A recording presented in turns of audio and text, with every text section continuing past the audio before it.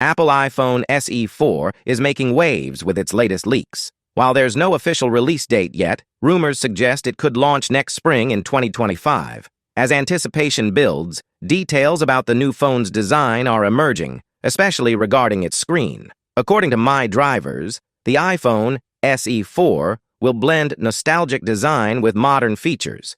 Earlier SE models had top bezels that reduced the display area. The new SE 4, however, is rumored to feature a 6.1-inch screen with a notch, reminiscent of the iconic design introduced with the iPhone X or iPhone X. The notch design isn't just about aesthetics, it's practical too. Before the notch era, iPhones had thick bezels to house the front-facing camera, earpiece, and the beloved home button with Touch ID. The introduction of the notch with the iPhone X was a game-changer, accommodating advanced features like Face ID and various sensors, and it set the stage for a new design language for Apple smartphones. While recent models like the iPhone 14 Pro and Pro Max have shifted to the dynamic island, a pill-shaped cutout that dynamically adjusts to display content, the iPhone SE 4 is sticking with the classic notch. This choice ensures that users get a seamless and recognizable Apple experience, blending familiarity with modern technology. Now,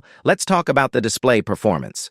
The iPhone SE 4 is expected to feature a 60 Hz refresh rate. While many flagship phones now boast higher refresh rates for smoother visuals, Apple is opting for the tried-and-true 60 Hz for the SE 4.